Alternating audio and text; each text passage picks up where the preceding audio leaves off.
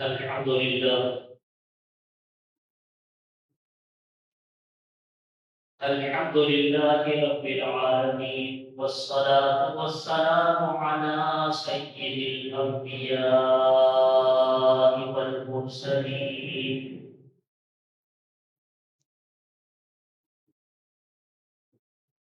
أما بعد فأعوذ بالله من الشيطان الرجيم بسم الله الرحمن الرحيم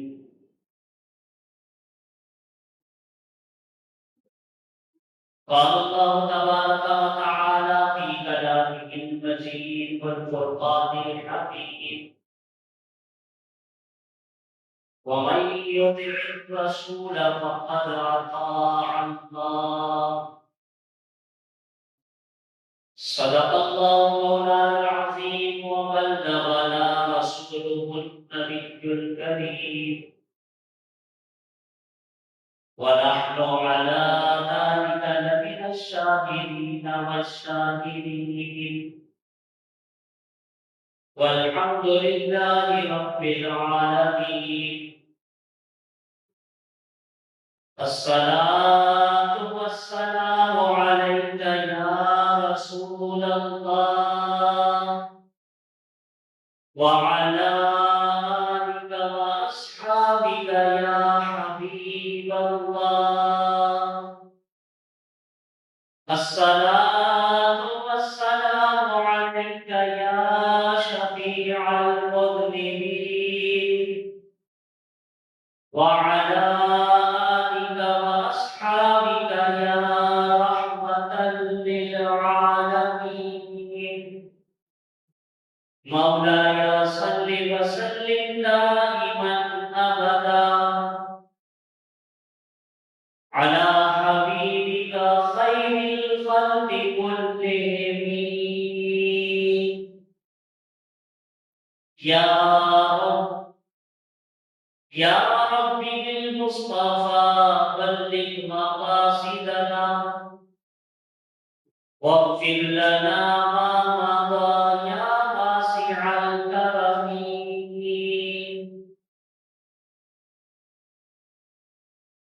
حمد و صلاۃ کے بعد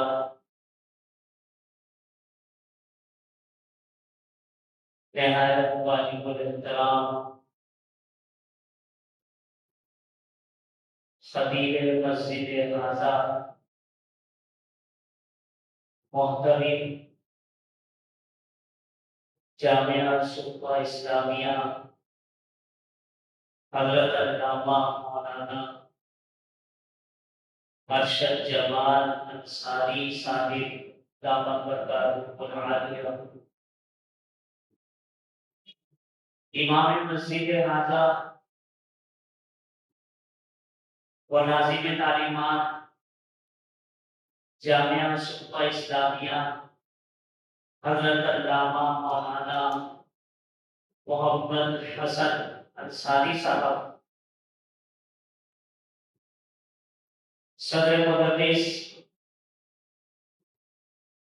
جامعہ صوبہ اسلامیہ حضرت علامہ مولانا منیر احمد خان صاحب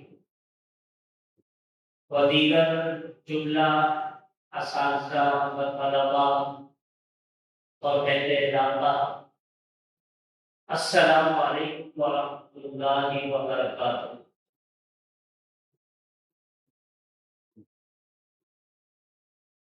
جیسا کہ آپ حضرات کے علم میں ہے کہ آج الحمدللہ مدینہ جامع مسجد سمیت پوری دنیا میں حضور اکرم نور مجسم آقا محمد صلی اللہ علیہ وسلم کی آمد کا ذکر اور میلاد کی محافل جلوس پوری دنیا میں منعقد ہو رہے ہیں اور رسول پاک صلی اللہ علیہ وسلم کے آمد کی خوشی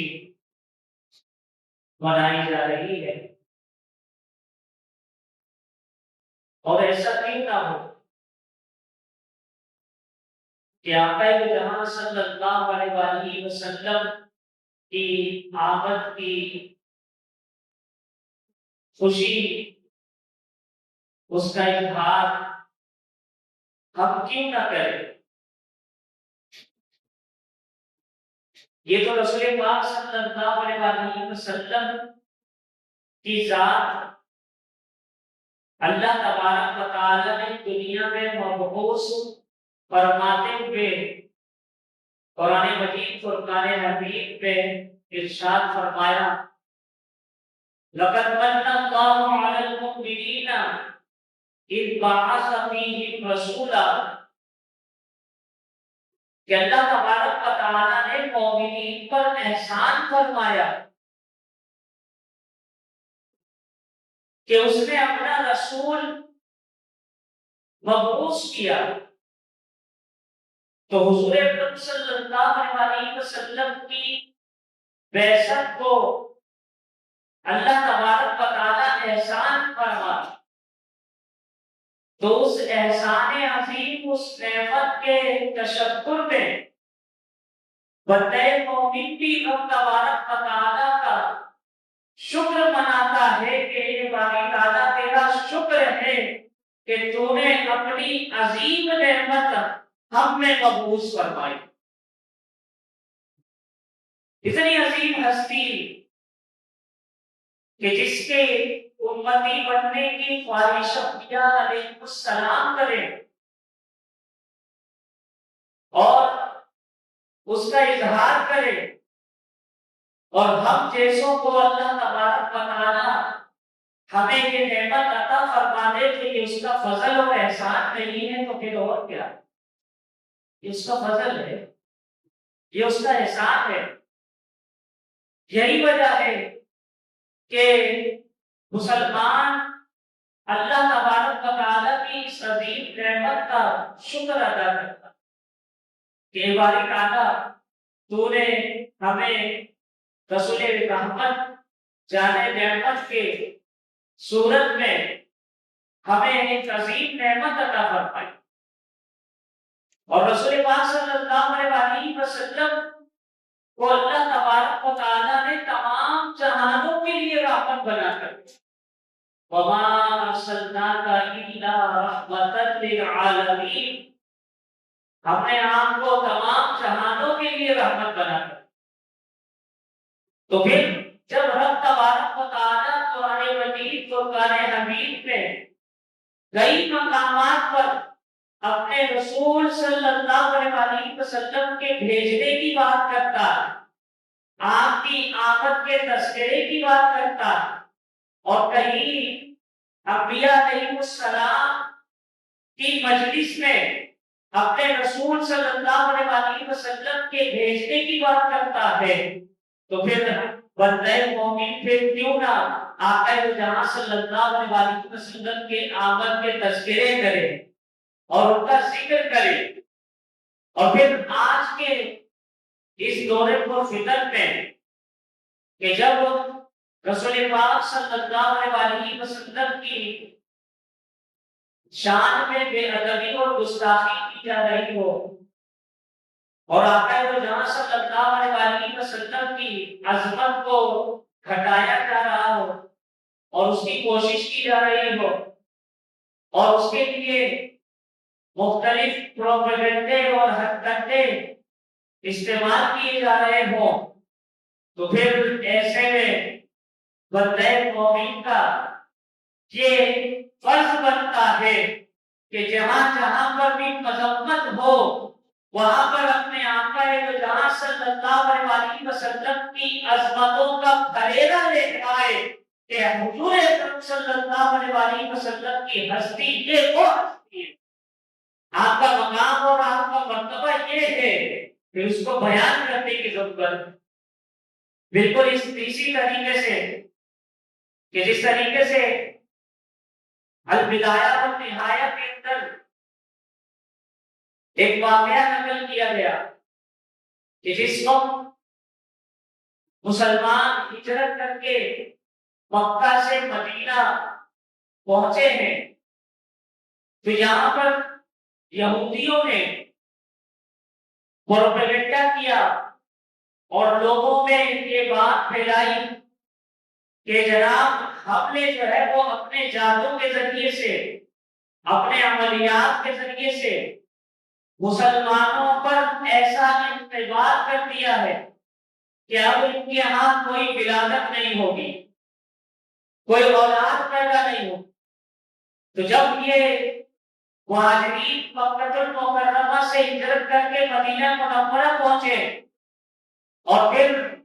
واقعتاً کچھ عرصے کے لیے کوئی ولادت بھی نہیں ہوئی، کوئی اولاد پیدا نہیں ہوئی، تو واقعی یہ تشویش کی بات تھی۔ لیکن مسلمانوں کو رب تبارک و تعالیٰ نے مایوس نہیں فرمایا۔ اللہ تبارک و تعالیٰ نے حضرت عبداللہ ابن زبیر کی صورت میں اللہ رب العالمین کے اولاد سے نوازا۔ اب آپ دیکھیے یہاں پر اولاد پیدا ہوئی اور یہ حضرت ابو بکر صدیق رضی اللہ تعالیٰ عنہ کے نواسے تھے۔ تو البدایہ والنہایہ میں یہ روایت منقول ہے،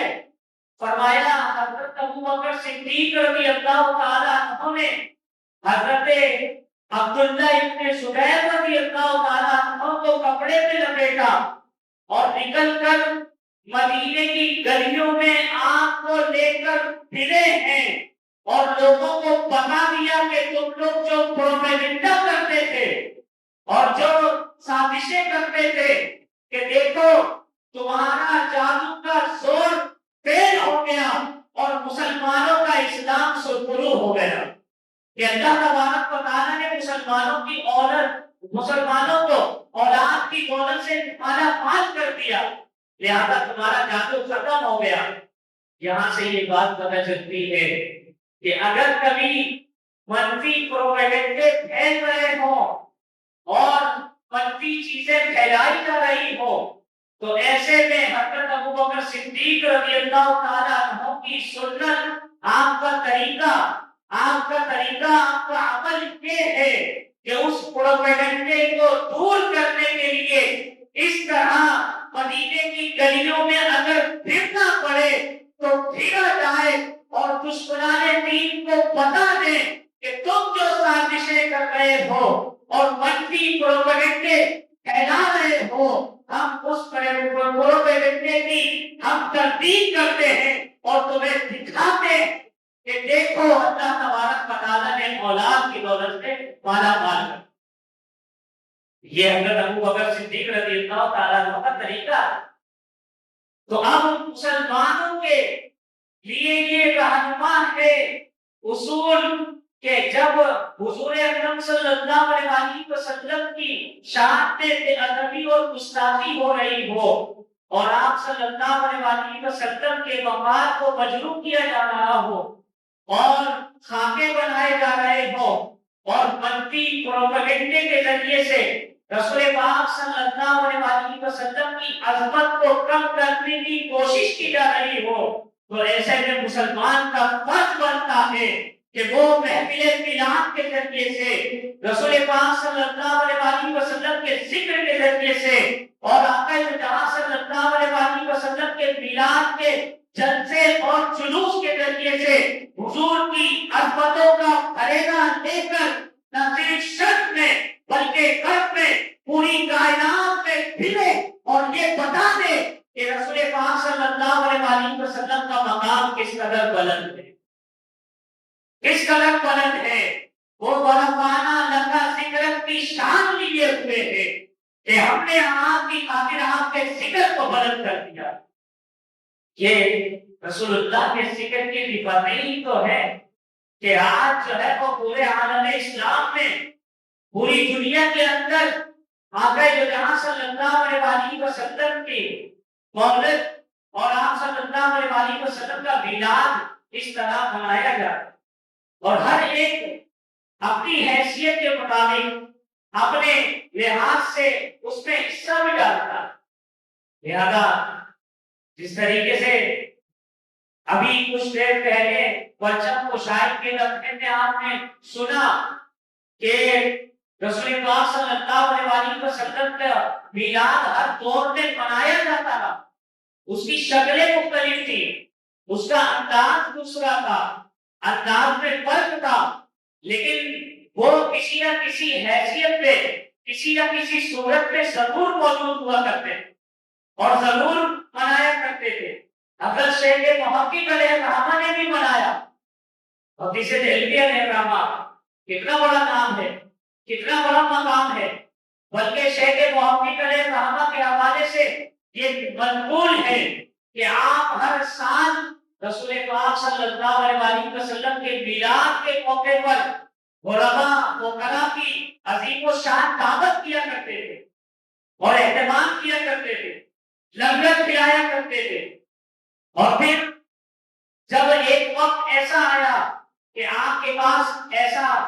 اہتمام کرنے کی گنجائش نہیں تھی، تو آپ کے پاس کچھ چنے تھے، آپ نے آقا جہاں صلی اللہ علیہ وسلم کی ولادت کی خوشی میں آپ نے وہی تقسیم فرما دیا، اور تقسیم فرمانا تھا کہ سب کو جب سوئے ہیں تو آقا جہاں صلی اللہ علیہ وسلم کا دیدار ہوتا ہے اور دیکھتے ہیں کہ آپ وہی چنے تناول فرما رہے ہیں۔ آپ دیکھیں کہ یہ رسول پاک صلی اللہ علیہ وسلم کی آمد کی خوشی کے اظہار کی وجہ جب ایک کافر کو اس کا فائدہ، اس کا نفع پہنچ سکتا ہے کہ اس کو مسلمان بھی نہ ہو، وہ رسول پاک صلی اللہ علیہ وسلم کی پیدائش کی خوشی میں نہیں، محمد عربی صلی اللہ علیہ وسلم اللہ کے فرستادہ بھیجے ہوئے نبی کی صورت میں سمجھ کر نہیں، بلکہ محض ایک بھتیجا سمجھ کر اور اپنے بھائی کا بیٹا سمجھ کر اگر وہ فرحت خوشی کا اظہار کرتا ہے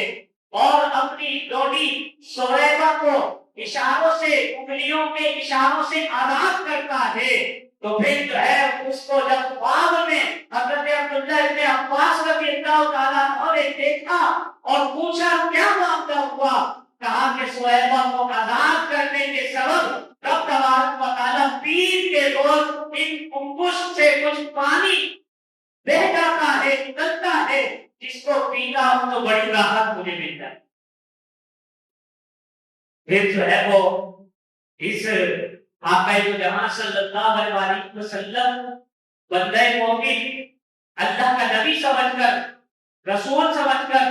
آپ کی عظمتوں، رفعتوں، بلندیوں کا احترام کرتے ہوئے بحق و نیاز اور اپنی طرف سے اگر کوئی بندہ جو ہے وہ نذرانہ پیش کرے گا تو پھر اس کی مقبولیت کا عالم کیا ہو۔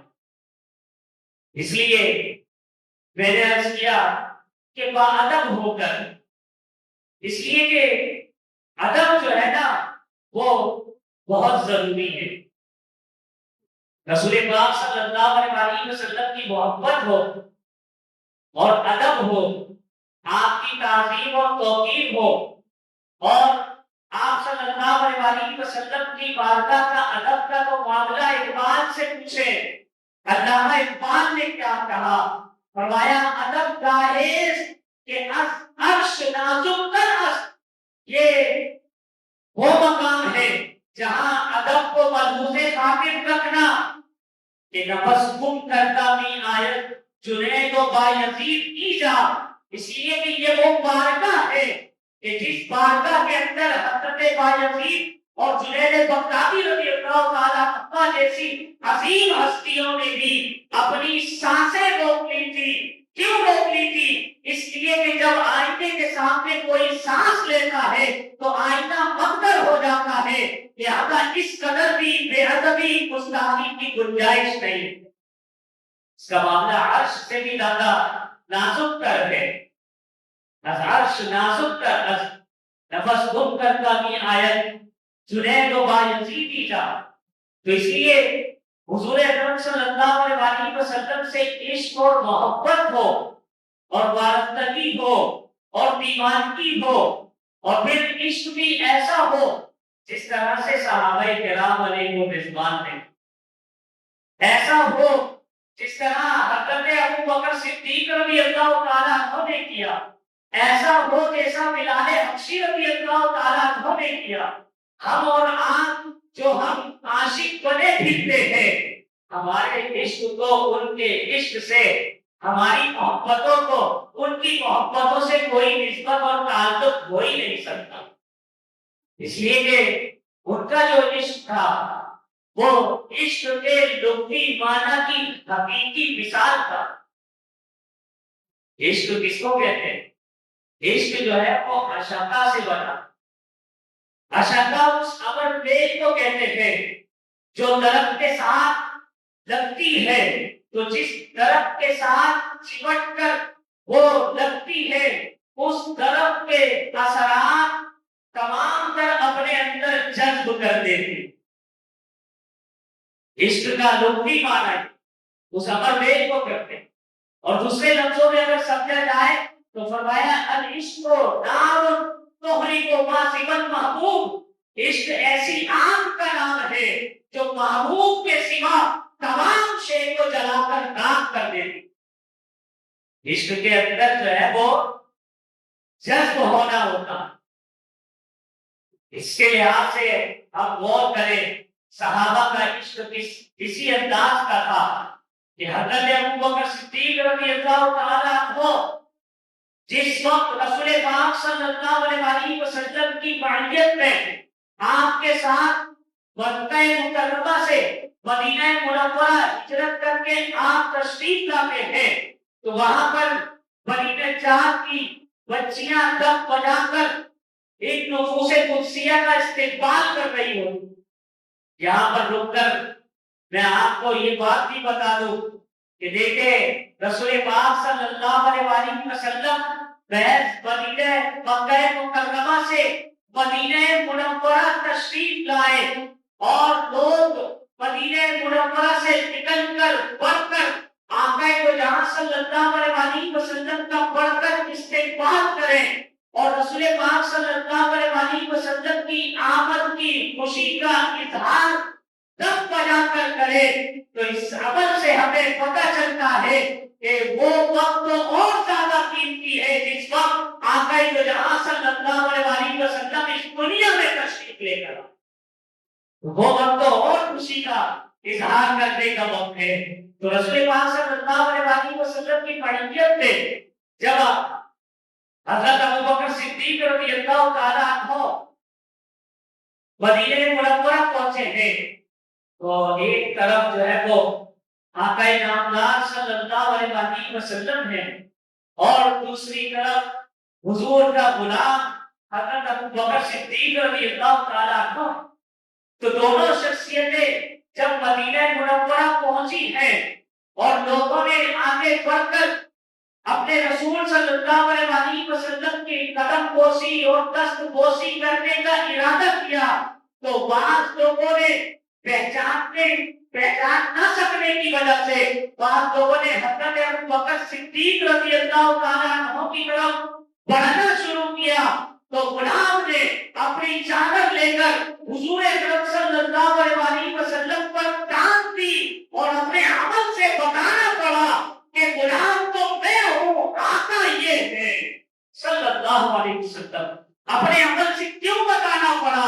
اس وجہ سے بتانا پڑا جناب صدیق اکبر رضی اللہ تعالیٰ عنہ نے رسول پاک صلی اللہ علیہ وسلم کے عشق میں، آپ کی محبت میں، آپ کے ساتھ وابستگی کے اندر ایسا جذب اور جاذبیت کا معاملہ ان کے سامنے پیش کیا تھا کہ ایسا رچ بس گئے تھے حضور کی اداؤں میں، حضور کے کردار میں، حضور کی سیرت میں، آپ کے عمل میں، ایک ایک اسوہ حسنہ کو ایسا جذب کیا تھا کہ بالکل حضور کے مواصل ہو گئے۔ سماندر جذب اور جاذبیت کی کیفیت کا معاملہ، اس لیے رسول پاک صلی اللہ علیہ وسلم سے جو محبت کا لب بھرتے ہیں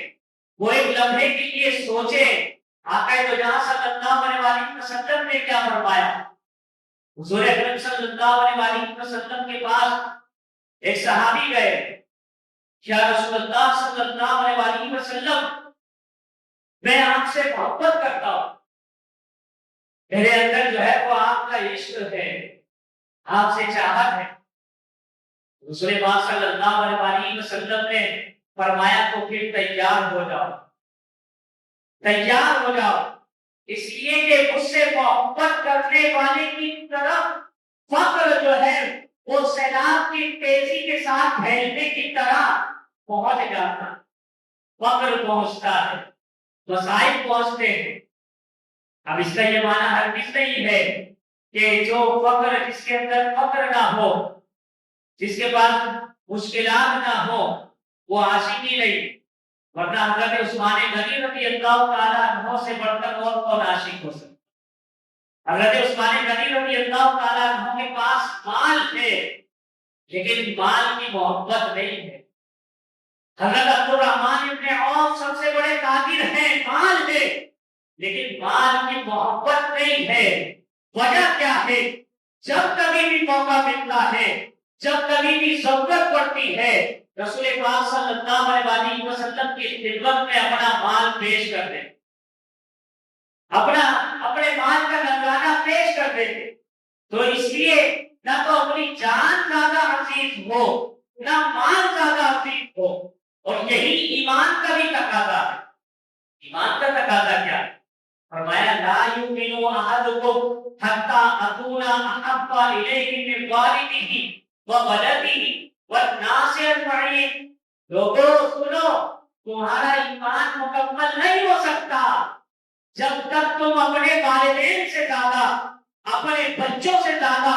اور تمام کائنات کے روئے زمین میں بسنے والے تمام لوگوں سے زیادہ بڑھ کر آقا جہاں صلی اللہ علیہ وسلم سے محبت نہ کرنے لگ پڑو، تب تک تمہارا ایمان بھی۔ آج ہمارے جو ہے وہ دعوے ہوتے ہیں، آج ہمارے عاشق ہونے کے دعوے ہوتے ہیں،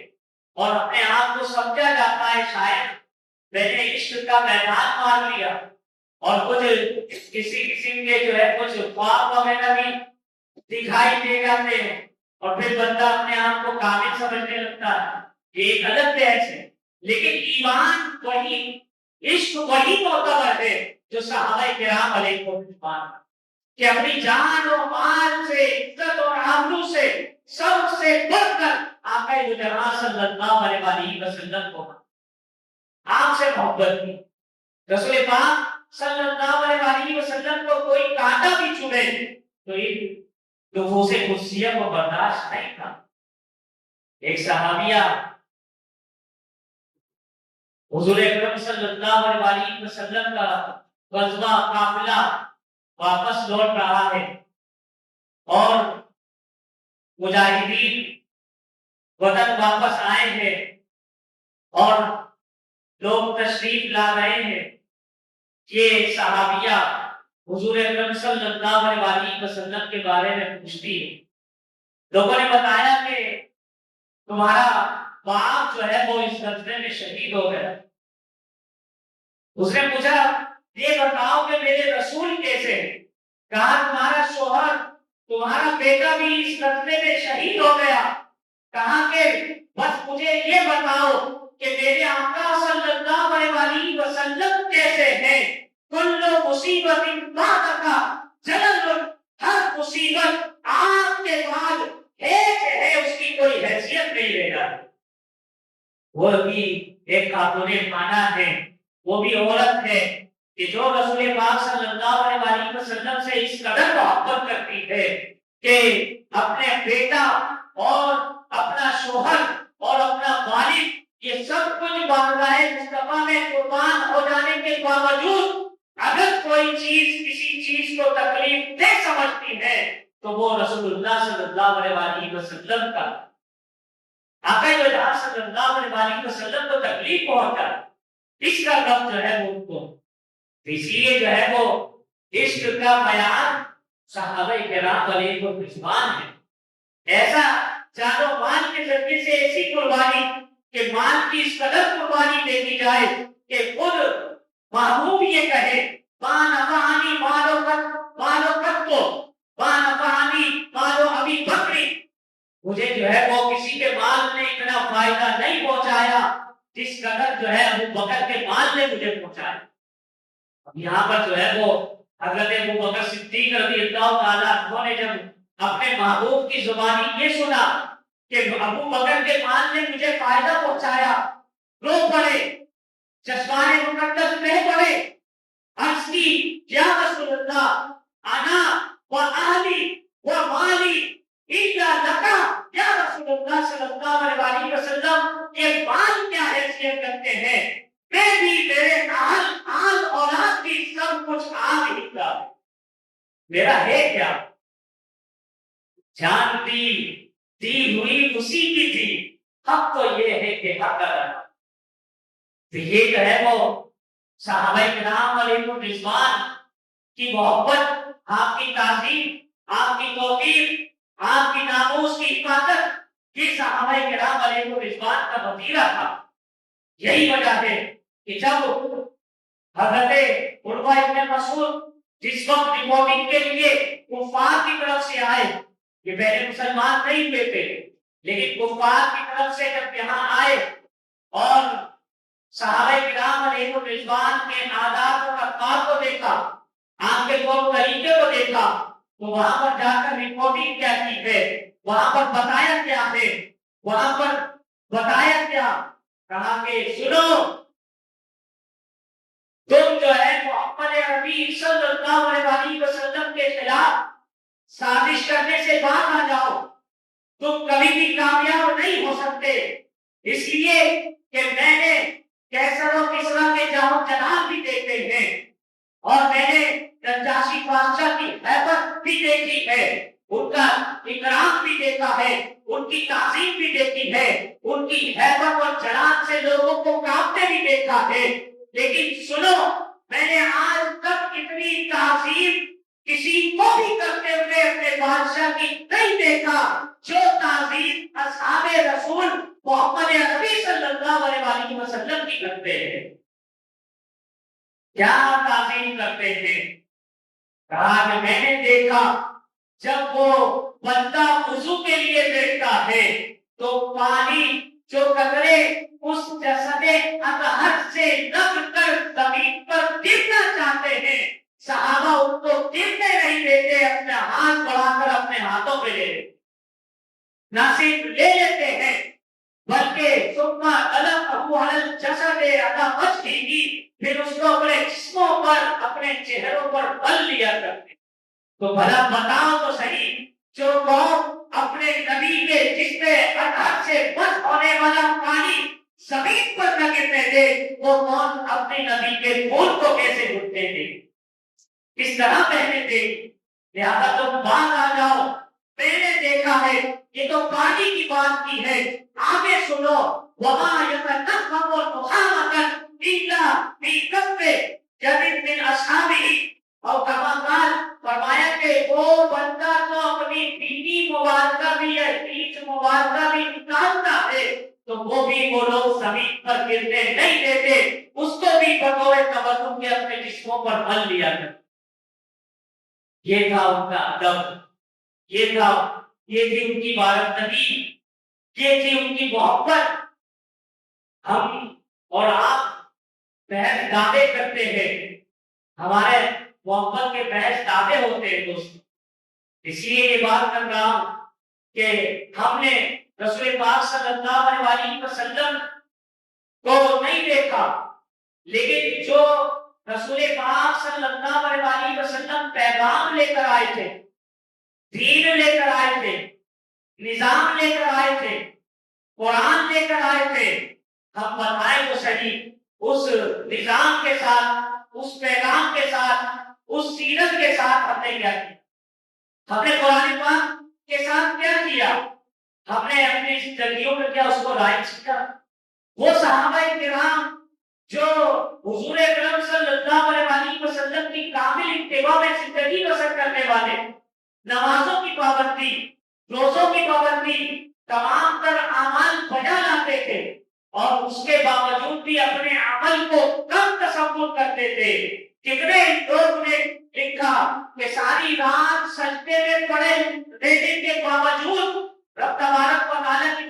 میں عرض کر رہے ہیں اے باری تعالیٰ تو نے رات بڑی چھوٹی بنائی، اے باری تعالیٰ سجدے سے دل نہیں بھرا، تو عبادتوں کا ان کی یہ حالت تھا۔ آج ہماری کیفیت کیا ہے؟ ہماری عبادتیں کیسی ہیں کہ اگر امام تلاوت اگر ذرا سی زیادہ کر دے اور تلاوت زیادہ ہو جائے، نماز کا وقت اگر بڑھ جائے تو آ کر امام صاحب آج تو بڑی لمبی نماز ہو، آج میں تھک گیا۔ اور اب تو عجیب عالم ہے، سوشل میڈیا جو بے لگام ہوا پڑا ہے، ایک عجیب پوسٹ میری نظر سے گزری، ایک بندے نے پوسٹ لگائی مسجد کی تصویر کھینچ کر، بھائی صاحب یہ وہ مسجد ہے جس پہ میں نے ظہر پڑھی ہے اور میں نے سنا ہے کہ صرف 4 منٹ کے اندر یہ امام صاحب نماز لپیٹ دیتے ہیں، لپیٹتے ہیں تو کا بھی کہوں گا نا، یہ امام صاحب بڑے اچھے ہیں، 4 منٹ کے اندر اندر جو ہے نماز آپ کو ظہر پڑھنی ہو تو یہاں بلائے۔ یہ کون سا دین ہے؟ یہ کون سی عبادت ہے؟ یہ کون سا ذوق ہے؟ یہ کون سا اخلاص اور للہیت ہے کہ ہم جو ہے وہ اپنی عبادتوں، اپنے تمام تر ریاضات مجاہدات اس نبی کے ماننے والے، اس نبی کے چاہنے والے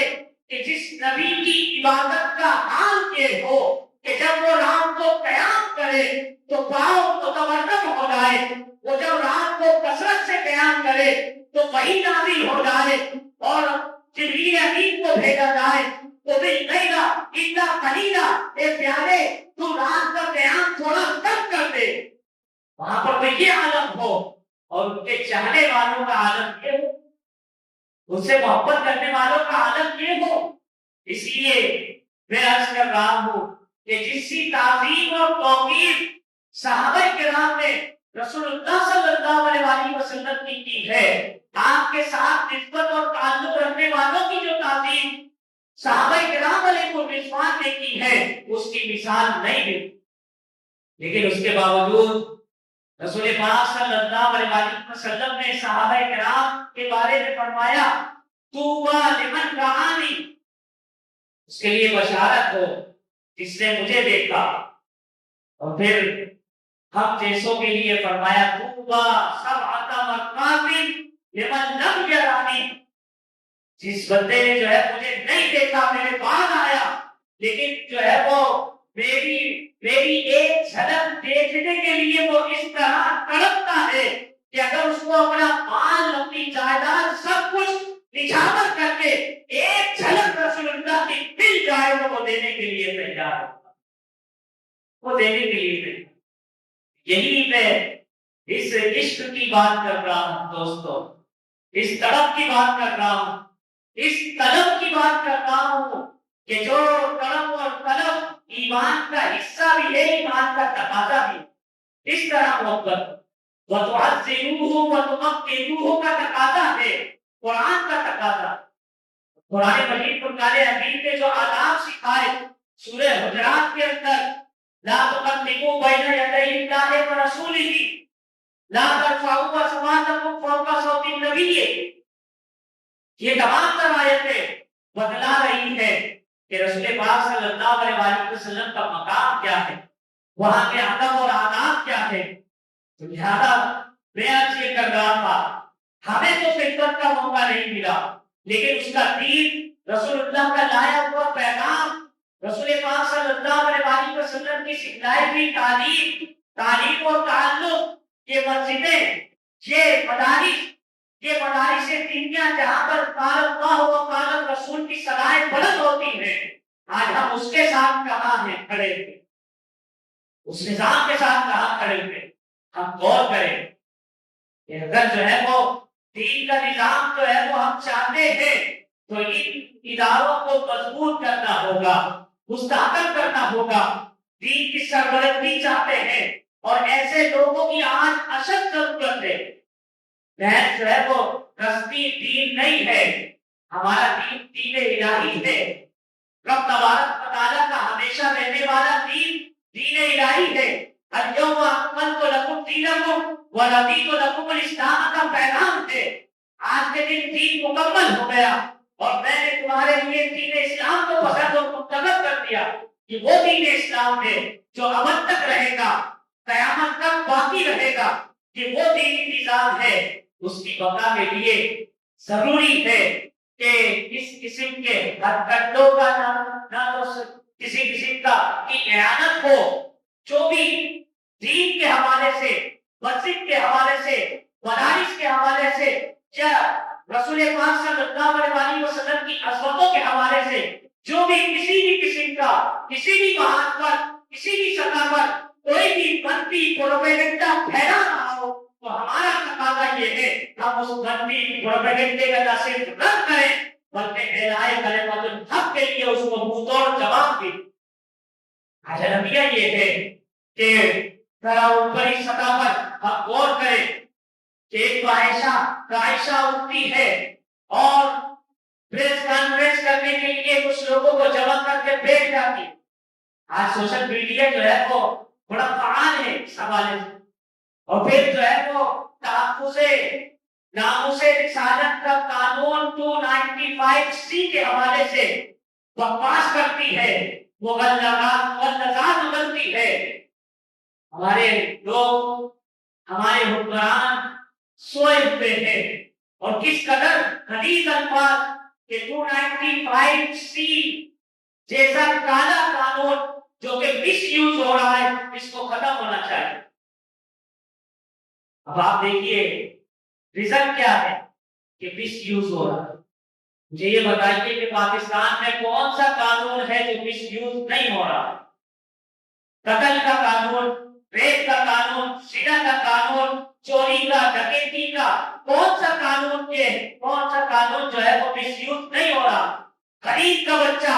اگر اپنی جو ہے بھوک کو مٹانے کے لیے ایک روٹی چوری کرتا ہوا اس کا ہاتھ پکڑا جائے تو وہ عدالتوں میں زنجیروں میں جکڑا ہوا نظر آئے کہ حکمران کے نہیں کہ بددیانت لوگ اربوں کروڑوں کی کرپشن کر جائے، ہڑپ کر جائے، اور کوئی قانون حرکت میں نہ آئے، تو پھر یہ قانون مس یوز تو اس کو کہتے ہیں جہاں باقاعدہ قانون بن جائے کہ اتنی چوری جو ہے وہ حلال ہے، 50 لاکھ پر جو ہے وہ چوری حلال ہے، باقی پر پھر جو ہے وہ کیسز چلائے جائیں اور عدالت میں دعویٰ دائر کیا جائے۔ یہ کون سا قانون؟ تو مس یوز تو ہر قانون کا ہوگا، پھر لپیٹ دی جائے، آئین پاکستان کو لپیٹ دیا جائے۔ یہ قانون 295C یہ ہماری غیرت ایمانی کو جھتوڑنے والی بات ہے، اور کوئی بھی بندہ اس کے حوالے سے مبلغات بکے گا وہ اپنا انجام سوچ لے۔ میں نام نہیں لوں گا، انجام پیچھے گزر چکا ہے۔ خدانا کسی کو غازی احمد الدین شہید اور کسی کو ممتاز قادری بننے پر مجبور نہ کیا جائے۔ آج جو ہے وہ فلسطین کے لیے نکلنے والے نیت کے نوجوانوں کو جو ہے کہو پالا کر دیا جائے، لاشیں گم کر دی جائے، اور صرف فلسطین کے حوالے سے نہ تو کوئی قانون ہے ہمارے یہاں پاکستان میں کہ فلسطین کے حوالے سے کوئی بات نہیں ہوگی، اس کا کوئی قانون نہیں بنا ہوا۔ آج قانون پاکستان 295C کے حوالے سے اتنی بڑی پریس کانفرنس کر جائے اور اس پر قانون حرکت میں نہیں آتا، یہ ہے ادبیات۔ اس لیے جس طرح سے جس بات پر رسول پاک صلی اللہ علیہ وسلم کی شان میں اور تنقید کے جو بھی پہلو نظر آتے ہیں، ہمارا یہ فرض بنتا ہے ہم وہاں پر ڈٹے ہوئے ہوں، وہاں پر کھڑے ہوئے ہوں، ہمارے حق میں، ہماری دسترس میں جس قدر ممکن ہو ہم اپنی رسالت کے مطابق اپنا عمل جو ہے وہ کرتے ہوئے نظر آئے۔ اگر اس حوالے سے کہیں پر احتجاج کے لیے نکلنا پڑے تو بہترین نکلے، اور کہیں پر جو ہے کسی جگہ پر ہمیں میسر آئے کہ اس کا منہ توڑ جواب ہم سوشل میڈیا کے ذریعے سے دے سکتے ہو تو ضرور دیں، ہم اپنا فریضہ ضرور انجام دیں۔ اس لیے رسول پاک صلی اللہ علیہ وسلم کی محبت کا تقاضا یہ ہے کہ صحابہ کرام علیہ الرضوان جیسا عشق کیا جائے، ویسی تعظیم کی جائے، ویسی توقیر کی جائے،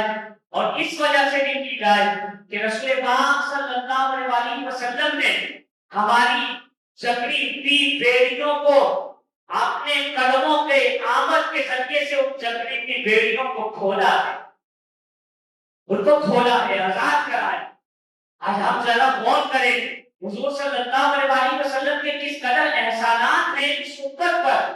کہ وہ قوم جو جہالت کے اندھیروں میں ڈوبی ہوئی تھی، وہ قوم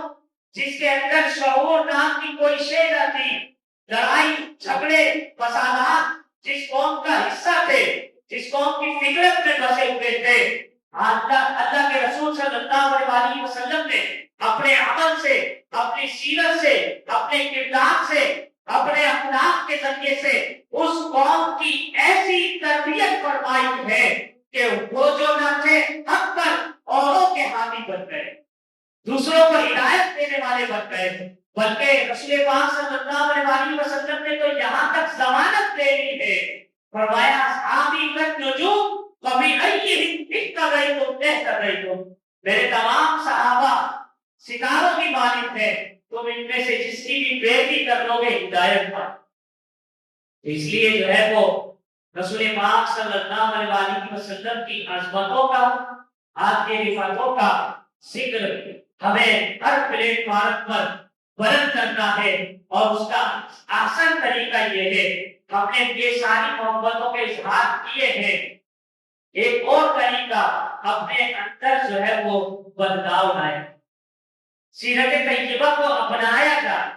جذب اور جاذبیت کی کیفیت پیدا کی جائے، جس طریقے سے اس رب میں حضرت ابوبکر صدیق رضی اللہ تعالیٰ عنہ نے اپنے آپ کو رکھا تھا، اس طرح تو ممکن نہیں ہے، لیکن کچھ دوسرے اشیر ہی صحیح، کچھ حصہ ہم ڈالے تو صحیح، کہ کل قیامت کے روز رسول پاک صلی اللہ علیہ وسلم کی بارگاہ میں سرخرو ہو سکے، اس لیے کہ آپ کے احسانات صرف یہیں تک محدود نہیں ہے، کل بروز قیامت بھی رسول پاک صلی اللہ علیہ وسلم کی عنایتیں ہوں گی، شفقتیں ہوں گی، وہ عالم کہ جب جو ہے وہ پیاس سے گلے خشک ہو رہے ہوں گے اور پسینے میں سب شرابور ہوں گے، ایسے میں سب لوگ نفسا نفسی کی کیفیت میں مبتلا ہوں گے، اور پھر آس لے کر آدم علیہ السلام کے پاس جائیں گے، اور پھر جو ہے وہ حضرت عیسیٰ علیہ السلام، حضرت ابراہیم علیہ السلام جگہ بعد تیسرے سب کے پاس جائیں گے، لیکن کہیں پر بھی سنوائی نہیں ہوگی۔ جب رسول پاک صلی اللہ علیہ وسلم کے بارگاہ میں جائیں گے تو حضور فرمائیں گے انا لہا، میں ہی ہوں جو شفاعت کرنے والا۔ اس لیے کل بروز قیامت بھی رسول پاک صلی اللہ علیہ وسلم کی شفاعت کے ہم طالب ہوں گے، اس لیے آپ صلی اللہ علیہ وسلم سے محبت، آپ کی سیرت کو اپنا کر ہم پیش کریں، اور سیرت محض صرف چند چیزوں کا نام نہیں ہے کہ جناب مسواک کر لیا، سفید لباس پہن لیا، کھانا جو ہے وہ ایک پیٹ پر بیٹھ کر کھا لیا، یہ اس طریقے سے یہ سنت بے شک ان کا بھی اجر و ثواب، بے شک ان کا بھی بڑا اجر و ثواب ہے، لیکن رسول پاک کی سیرت اور محبت کا تقاضا یہ ہے کہ ہمارے کردار میں، ہمارے اخلاق میں، ہماری معیشت میں، ہمارے لین دین میں، ہمارے حکومت میں، ہمارے رشتہ داریوں میں، ہمارے تمام تر اعمال کے اندر رسول پاک صلی اللہ علیہ وسلم کی سیرت اور کردار کی جھلک نظر آتی۔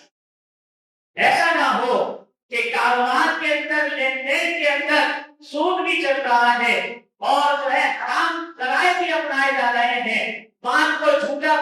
مال کو جو ہے وہ جھوٹ بول کر بھی بیچا جا رہا ہو، اور اس کو حلال سمجھ کر اس کے رقم بھی استعمال کی جا رہی ہو۔ ایسا نہ ہو، جب حضور کی محبت کی بات کی ہے تو چاہے اس میں نقصان ہی بظاہر کیوں نظر آئے، ہم رسول اللہ صلی اللہ علیہ وسلم کی سیرت کے مطابق اپنے لین دین کو، اپنے معاملات کو، اپنے حسن معاشرت کو، اپنے اخلاق کو، اپنے کردار کو حضور کی سیرت طیبہ میں ضرور ڈھالیں گے اور اپنائیں گے۔ اس لیے اگر ہم نے وہ طریقہ، وہ تمام تر ذرائع جو حضرت جہاں صلی اللہ علیہ وسلم نے تعلیم فرمائے اپنے سیرت، اپنے کردار میں ہم نے اپنا لیا، اور اپنے لین دین میں بھی اپنا لیا، اپنے معاملات میں بھی اپنا لیا، تو رسول پاک صلی اللہ علیہ وسلم نے کیا عظمت بیان کی ہے. فرمایا التاجر الصدوق وعن نبی کرام، فرمایا جو سچا تاجر ہو اور ملاوٹ نہ کرتا ہو، جھوٹ بول کر مال نہ فروخت کرتا ہو، کل بروز قیامت وہ اس کا حال انبیاء علیہ السلام کے ساتھ. اس لیے جو ہے وہ ہر جگہ پر رسول پاک صلی اللہ علیہ وسلم کے کردار کو، اپنے اخلاق کو زینت بنائے، اپنے کردار کو رسول اللہ صلی اللہ علیہ وسلم کے کردار کے موافق کرے. اللہ رب العالمین ہم سب کو رسول پاک صلی اللہ علیہ وسلم کی سیرت طیبہ صحیح معنی میں اپنانے کی توفیق عطا فرمائے. وآخر دعوانا الحمد للہ.